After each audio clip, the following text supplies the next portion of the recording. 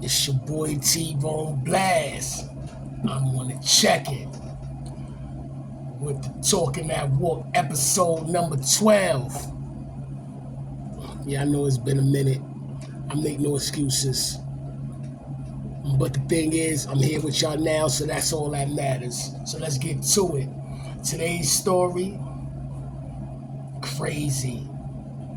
It's about an officer, a correction officer in Downstate. They got his whole melon split, like literally split. Like he got his food ate, pretty much. That's the saying. The crazy shit about it is, I end up getting jumped on by police, right? But I'm gonna tell y'all that story, give y'all the outline and the surrounding circumstances around that story, so y'all can get an idea of why everything happened the way it happened. You know what I mean? But thanks for tapping in. I know it's been a minute. Talking That Walk, episode number 12 is here. You know what I mean? Before I get into the story, let me first say this. You know what I mean? I want to give salutations to the bro Maino. You know what I mean? I did the Maino Day thing, and Brooklyn popped out for boy, man. Brooklyn most definitely popped out for the bro. I got there kind of late, but even so, I still seen everybody. I seen Email, I seen Bam, I seen Gino, I seen R. Kelly, aka Sach. I saw Fort Greene, K. Born, Tankhead.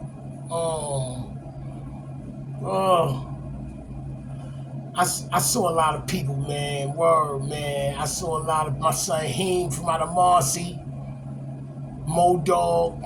I seen quite a few individuals, you know what I mean, that I got to chop it up with. I got next to the boy himself, you know what I mean, Maino. We chopped it up for a little bit, you know what I'm saying? I walked the yard with bro, man, so, he know what it is, and, I gave him his flowers like he deserved it, you know what I'm saying? He came a long way. Real shit.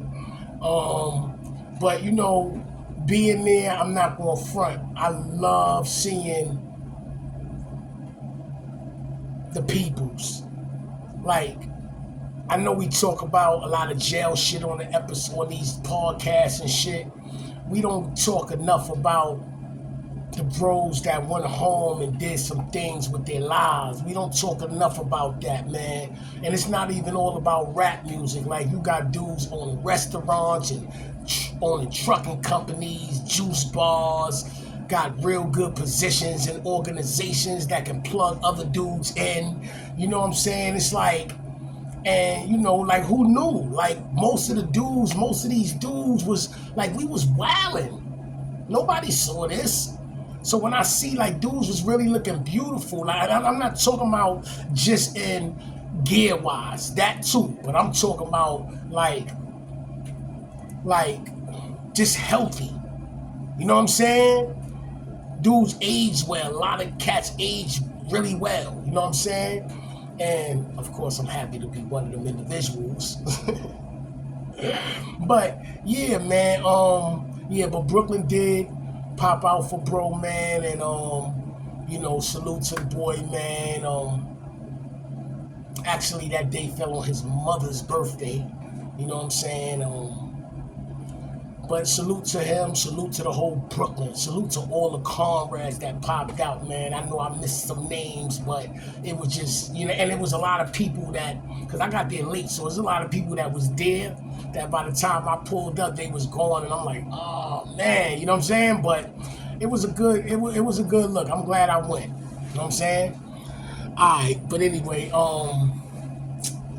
right now, Yana, well, again, welcome to the Talking That Walk series. This is the 12th episode.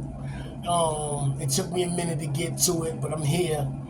But I really want y'all to really tap in to the prior 11 episodes. I mean, all of them is a good listen. You're going to enjoy it just as much as you're going to enjoy this. Like I said, this is 12. I'm 12 episodes in. I mean, including this one.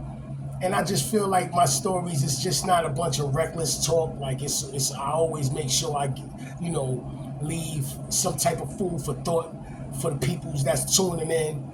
But I speak the language of the people. You gotta come to the people as the people. So that's what I do. You know what I'm saying? I feel like I'm very well versed, and when I speak, like my words is kind of vivid. I'm gonna give you the picture of whatever it is I'm talking about, and without being toxic, without being disrespectful to individuals and shit like that. Is everybody gonna be happy with everything I say? Nah, I get that, but it's nothing I say will ever be capped. You know what I'm saying? But anyway, I got to talk in that walk episode. Subscribe to the channel, hit that notification button. I never thought I'd be saying this, and I never understood. I used to laugh at other podcasters who said this, like, wow, this dude thirsty, but I get it now, so here I am saying it. Hit that notification button. That way, anytime I drop some shit, you're gonna be the first to know about it. You know what I'm saying? But support the kid, man. You know what I'm saying? Because I'm really going through with this shit. But fuck all that. Let's get to the story. You know what I'm saying? This one, as I said, is about a CEO who I seen with my own two eyes, literally get scarred up, literally by a prisoner. The place where it happened at is a facility called Downstate Correctional Facility, which I heard they closed it down. And I just recently heard that shit too, so I don't even know how long it been closed down. Hold up. Let me take these off. Because hold up. I got the AC on and everything, it's still hot. But I'm gonna take these off. These some Louis V's gifted to me by the bro. Brooklyn Mo, real dudes do real things, real recognize real. Salutations to the bro, you know what I'm saying? Yeah, so I'm gonna take these off because the shit I'm gonna be talking about ain't Louis V type of shit. So,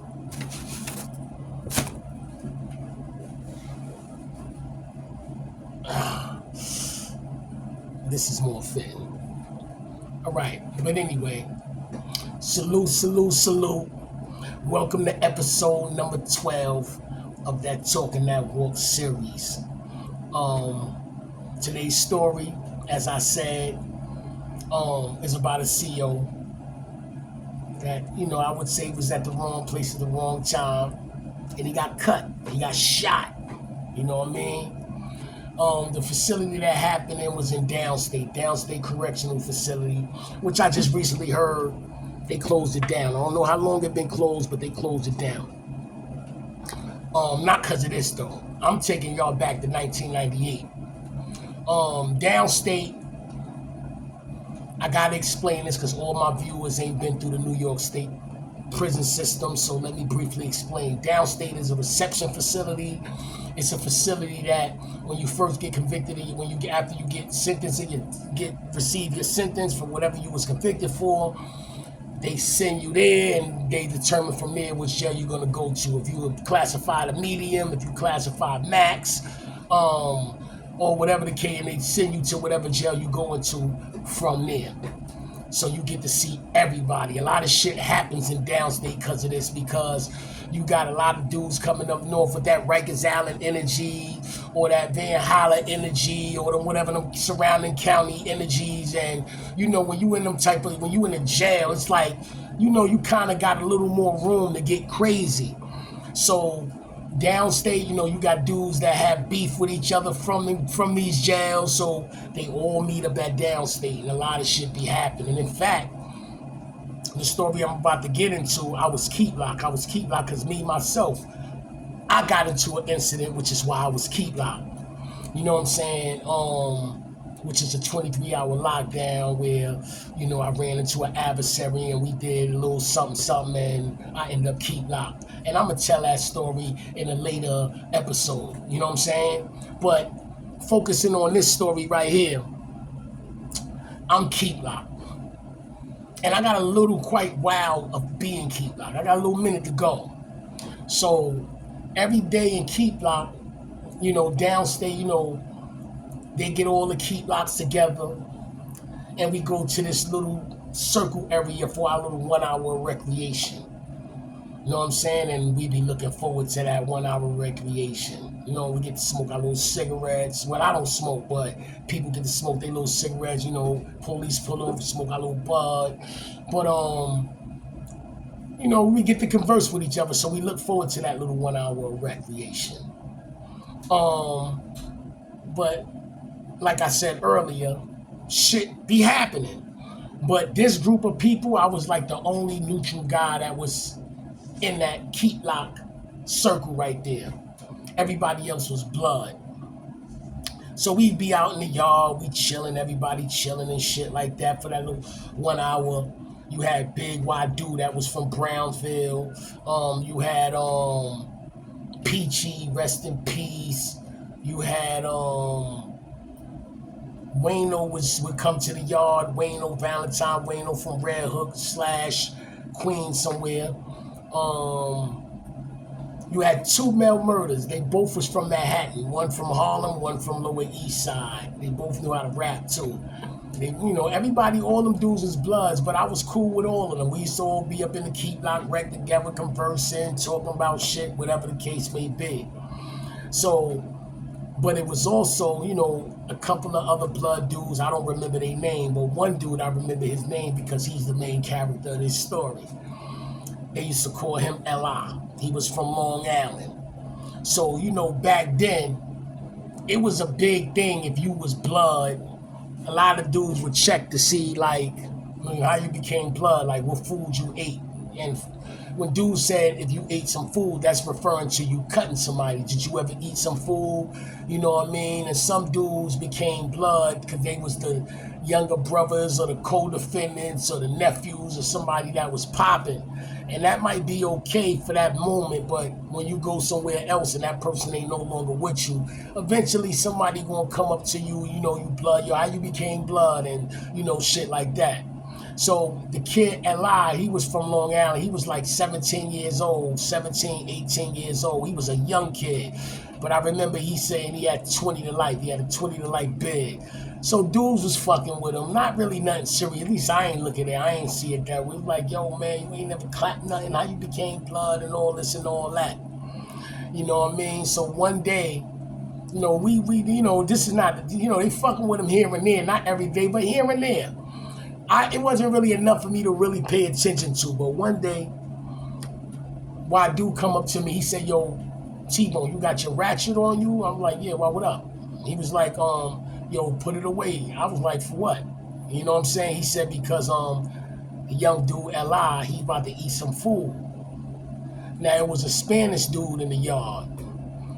And he must have just got Keep Locked. So he came in, you could tell he was mad, uncomfortable. He had his back against the wall. I don't know if he was Latin King in Nieta or something, or Gang of Philly. I never seen the dude in my life. But he was in a Keep Lock wreck. In the Keep Lock wreck, like I said, you in a circle. There's really no way to run. Nowhere to run. You know what I mean? Police is inside the bubble, and they talking to other officers, so they not really paying attention to what's going on. So, but anyway, so the Spanish dude, he got his back against the wall, because, Wadu, so he was like, yo, he said, basically, I know they scheming on the Spanish dude, but I'm still not putting my ratchet away. That's not going to happen. You know what I mean? Plus, I ain't forget, I'm the only neutral dude in the yard. You know what I'm saying? Besides the Spanish dude, I don't even know where he came from. But, Eli, he seemed like he was a little nervous. He going from one person to another person, asking questions and shit. So the Spanish dude, he on point. So eventually, he wasted so much time, the recreation period was over. So we going back to our blocks now. They not in the same block as me. Like me, Mel Murder, and a couple other bloods is in this block, and Wadu and the Long Island kid and the Spanish kid, they was another. But the stairs is like, I could see them going up the stairs, they could see us. It's like right next to each other. So as I'm going up the stairs, I'm watching because I already see he already got the ratchet. I'm want to see what's gonna happen. So Li tries to shoot the Spanish kid. But the Spanish kid, like I said, he was on point. He ain't stupid. He see what was going on. So he turned around, which ill. He just turned around and snuffed L.I. Boom! And ran up in the block. I'm seeing this shit with my own eyes from the staircase. I'm like, yo, that shit looking funny as a motherfucker. So I already know they in there, while doing it, they gonna wreck L.I. They gonna wreck him, because first you didn't eat food before, and now, when you finally did eat, try to eat some food, dude turned around and snuffed you, ran, and you fumbled on the hit. You know what I mean? And I don't even think it was nothing, like, I don't think dude was on the menu. I don't think the Bloods wanted to cut him or nothing. It was just basically L.I. never ate food before, so that was going to just be the reason that he just was there, and he basically he felt he had to eat something, and the Spanish dude was right there. So anyway, so from the window, my window is in the front, because Downstate got individual cells, windows in each cells, but the people that was in the back could hear that they was wrecking L.I. out the window. So they must have been going at it all night. The next day, we going to the yard, keep block wreck. And like I said earlier, like, keep block wreck is like an important part of the fucking day when you keep block. Like, you look forward to that hour. You know what I mean? Like, you really look forward to it, especially when the weather is nice. And this is the particular day police decide to dead my block. Me, Mel Murder, and there was another, like, blood dude underneath us. Like, the whole block, they deaded us. But my window could face the keep block yard. So me and Mel Murder, we cursing the police out. Yo, fuck you. Oh, it was another blood that used to come in the yard. This dude named Short Dog. You know what I mean? From out of Far Rockaway. I almost forgot about him. He was around there too. You know what I'm saying? Boom. But I think he was there too. You know what I'm saying? But anyway, so we cursing the police out. You bitch. You faggot. Like, we just wilding. You know what I'm saying? And at the same time we doing this, like, I see L.I. walk over to the police that's in the yard watching the keep lock wreck, and he looked like he snuffed them. I was like, oh shit, I'm looking out the window, I'm just cursing this police out, but I don't got nothing to do with what L.I. did. I was cursing them out, and Mel Murder was cursing because they deaded us on wreck for no reason. You know what I'm saying? And and then when the police grabbed the fence, he used his other hand to grab his stick, and because he's locked in the keep lock wreck. So he grabbed the fence, he takes his baton or whatever, and he's swinging it, but L.I. walked over to whoever, and when the police turned around this way, he had a big ass gash on his face. I was like, oh shit, I fell back off the window. Yo, mad police ran up in that yard, that little ass yard. They was wailing on him outside. Now, I seen L.I. after he did it. He ran. It was a window that's under my window. Downstate is 2 tiers. I'm on the top tier. Me and Mel Murder's on the top tier. We seen it. We're like, oh shit, we see this shit from the window. But L.I. ran in because it was a dude that's underneath us and his window. So he ran and passed the ratchet off to him. You know what I'm saying? That's before the police came in the yard. Police came in the yard, wowed on them. Wowed on all of them. Why, dude? Everybody was in that yard was getting a business, especially L.I. Then they pointed to the building, and police started running, and I hear them whipping out the dude that's underneath us. The dude that's in the cell, because they seen, he must have flushed the ratchet down the toilet, but they seen son run over there and pass it to him. Then they ran upstairs to us. But we didn't really we was cursing the police out, but we didn't know what was going to happen. And, you know, why would I deny knowing what's going to happen now if I knew? You know what I mean? Like, this is mad years later. But I really didn't fucking know that shit was going to happen. That shit bugged me out when I seen it. I was like, oh, shit. You know what I'm saying? So, L.I., so they wilding on him. I'm hearing the dude downstairs getting wowed on. Police was on 10. I'm talking about they was on 100. Like, they was looking to break some shit. Like, they wasn't playing. They was coming in droves.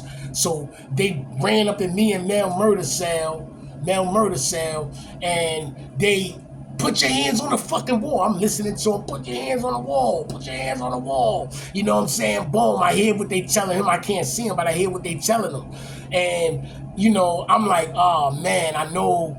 I hope this police say they was screaming at him. They was talking about them or whatever. I'm just thinking, like, why is they doing this shit? You know what I'm saying? So, and they was on 10, and I have, like, literally nothing to do with nothing.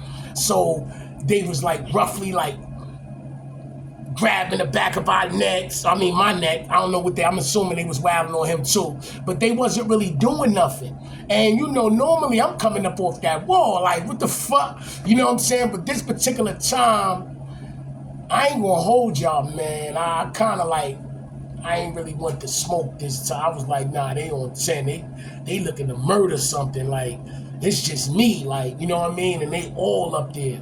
So, you know, they grabbed me so I'm like, you know, let that shit go. I'm on the wall. I'm on the wall. I'm on the wall now. You know what I'm saying? In the cell, on the wall. You know what I'm saying? And they taking, you know, we got one police watching, but he's not really watching. He's watching downstairs, because they still handling son downstairs. I'm hearing them handling him. And then even out the window, I can still see out the window that they handling them, especially L.I.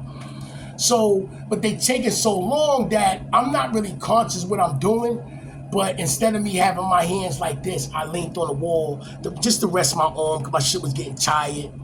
And I ain't even, all I know is I felt a hand in the back of my motherfucking neck. Yo, get on the fucking wall. So I was like, yo, aye, you know what I'm saying? But the police, just like I said, they was on 10. They was on 10. So the other police ran in there like I'm clearly on the wall, not resisting. You know what I'm saying? But he grabbed my neck, and then I just moved just a little bit, like not even on no resistance shit, but he just like caught me the wrong way. I just jerked a little bit. Why did I do that? So now he threw me in the headlock, and I'm like, yo, chill. I'm still trying to like chill, like, word. And I never let shit get that far. Like, I done had a couple of battles with these officers and shit throughout my time in prison. You know what I'm saying? But this was getting out of hand, but I was trying to avoid it, because I ain't really want to be connected with that shit that just happened outside. You know what I'm saying? And they got a tendency of lumping everything together. So I'm literally letting this motherfucker, and I'm like chilling. But, and it was the officer that was with him, you could tell he wasn't really trying to go in, because he seen me trying to chill. So he was like, all right, I said, I'm good. But the officer that was holding me on his way taking his hand from off of me, he was sweating a little bit. So he like did some shit like pluck his sweat on me as he was coming off me, like on some real private, some weird shit. I would never even think to do no shit like that to nobody. Like, what the fuck he even get that shit from? And I fucking just lost it. You know what I'm saying? And he still had one of his arms around me, but I was able to grab him, and I just ran my back into, like, to the wall, to the point where now he's still behind me. Now his back hit the wall, and that was it. You know what I'm saying? They wowed on my shit. You know what I'm saying? They wowed on my shit. Bust my motherfucking head open. And when I was in handcuffs, ran me into the wall. I still got these, this shit came from that. I got like these 3 stitches in my motherfucking head, but that shit looked small, but that shit was bleeding. I had blood all over my motherfucking face. And I remember after the hospital, they took me straight to Green Haven. Or everybody a couple of people that was around went to Green Haven. We went straight to Green Haven. But I runs into, I never seen the kid L.I. again, even to this day. He was like 18, this was 98. Hopefully he free by now, you know what I mean? I don't know what became of him, but I know he was like 17, 18. He gotta be like 40 something now, because this was in 98. He had a 20-year sentence originally. You know, I heard he got a 3 to 6 for cutting that CO. So that would give him 23. 98 is more than 23 years ago from now. So hopefully he in the street. You know what I mean? I know he from Long Island. But I never seen him again. But what I did see him again. I seen him some years later in Auburn. And I was like, yo, man, why the fuck you sent like this dude to do that? You know what I mean? Like it wasn't that I gave a fuck about the police. I didn't give a fuck about the police, but I just thought it was just stupid. Like, but he was like, nah, son. He ain't no police. He said, I ain't know that little motherfucker was gonna do that shit. He said, they in the Keith Lock yard, they talking about, and son just out of the blue was like, anybody ever cut police before? So they thought it was just a regular question, so they start giving story, quick little story. Yeah, son just and they said he said, why they still talking? Son just walked over there and blew the police. Because I guess he was thirsty. They was fucking with him because he never ate food before. He never cut nothing before. So his first cutting was on the police. And I end up getting my ass with my head bust open for it. Tried to give me a new charge for it. You know what I'm saying? Boom. Assault on officer. And I wasn't even outside. You know what I mean? But not for assault on an officer that got cut, but one of the ones that was in that room. But I'm the one that had I'm the one that had to get stitches. You know what I'm saying? But yeah, just it wasn't a long story, but it was one of them crazy up north joints. Cause like I said in my Talking That Walk series on the 10th episode, I did say that from that point on, I'm going to speak more about up north because all the episodes before that is about Rikers Island stories. And I ain't want to just keep giving Rikers Island stories because I've been up north far longer than I've been on Rikers Island. You know what I'm saying? Don't get me wrong. I still got Rikers Island stories forever. Like, dudes be telling me about shit that I forgot about. And I'll be like, oh, that'll be a good one. You know what I mean? But I don't want to keep Rikers Island. You know what I mean? So I said, I got to mix it up a little bit. Let me talk about some up north shit. Because as far as max jails, I've been to every one of them shits. Except for Sullivan, 5 Point, Wendy's, and Nappanet. Everywhere else I've been, as far as maxes, everywhere else I've been. You know what I mean? I ain't never been in no cadre. You know what I'm saying?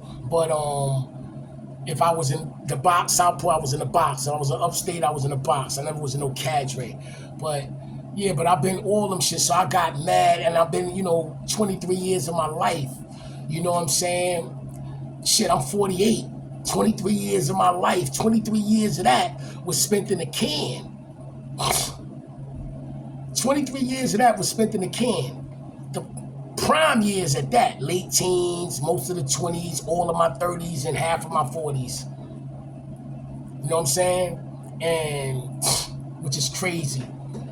Because I want to touch on, because a couple of people, why y'all be up on YouTube talking about jail stories and all that? You know what I mean? Some people, I can't speak for everybody, but for me, I ain't even going to front, man. It was more like, it just felt therapeutic to do, you know what I'm saying?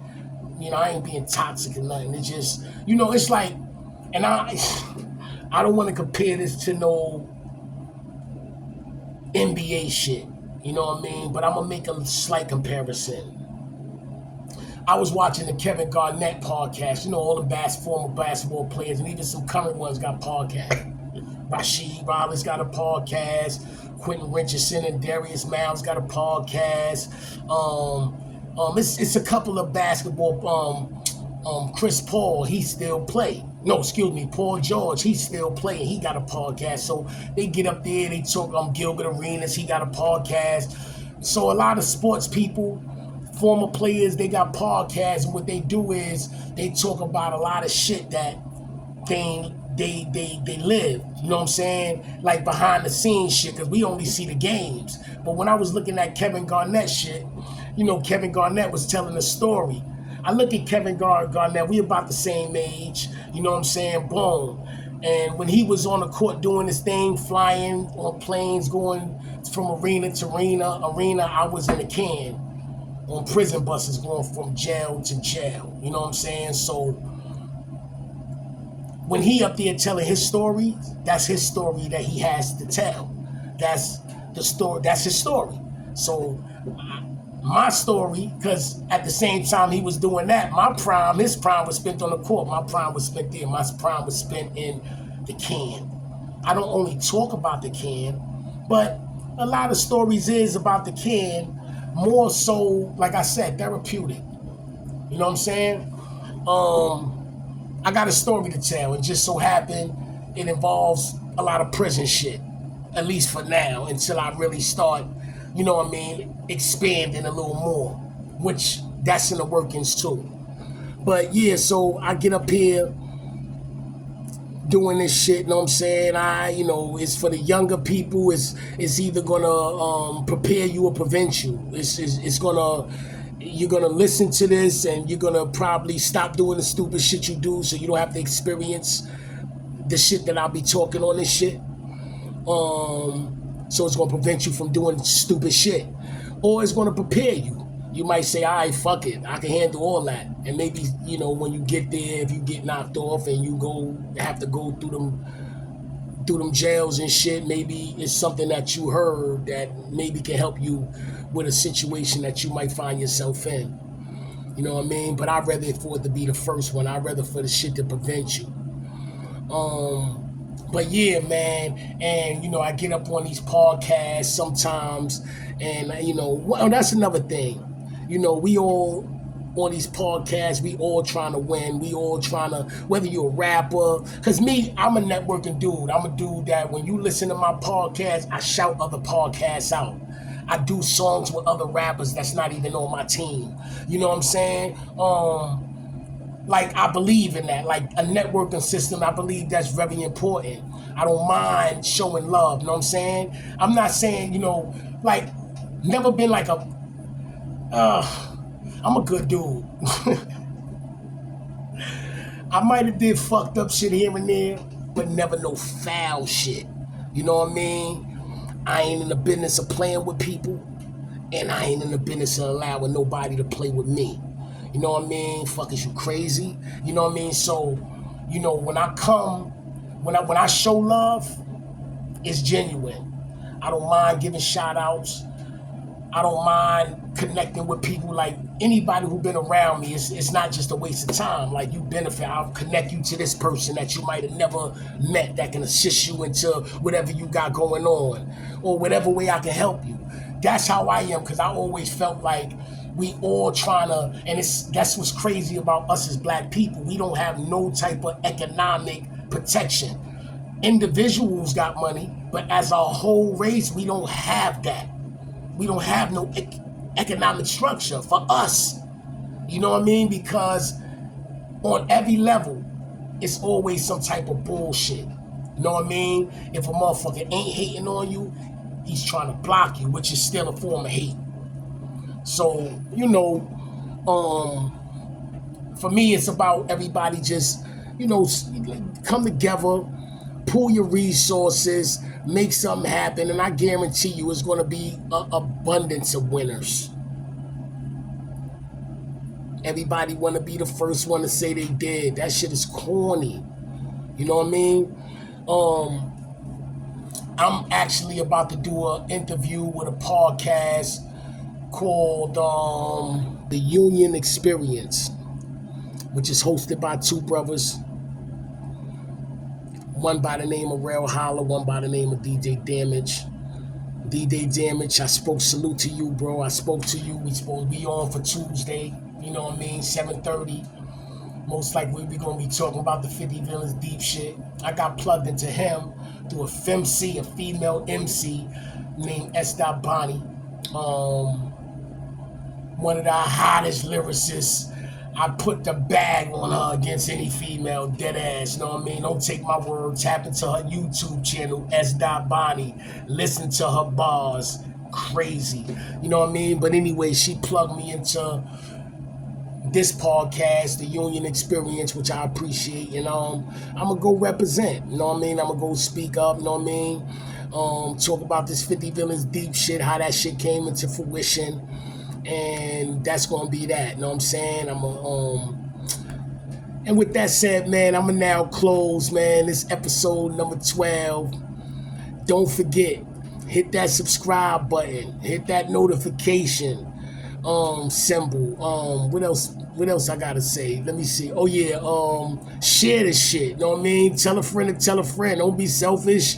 You know what I'm saying? So cause this shit about to be for real. I mean, it's already for real. You just don't know about the kid yet. But yeah, but hit that subscribe button, hit that notification button. If you wanna get into this Talking That Walk series, there's a whole playlist called Talking That Walk. This episode is about to be added on to that playlist. You know what I'm saying? 12 episodes in and moving forward. And I also got music on there too, so you're gonna see all that. But yeah, man, it's good. It's been a minute. I ain't talked to y'all in a minute. You know what I'm saying? But episode 13 is coming. I don't want to say soon or none of that shit, but it's gonna come. Just just stay tapped in. Listen to the episodes that you didn't get a chance to hear. Like I said, I'm about to talk about up north stories. You know what I mean? Then I'll take it back to Rikers Island. I'm gonna mix this shit up. You know what I'm saying? And I just all I could do is just hope y'all enjoy. You know what I mean? With that said, man, T-Bone Blast on the checkout. Salute. I ain't gonna front him smack like a motherfucker. One.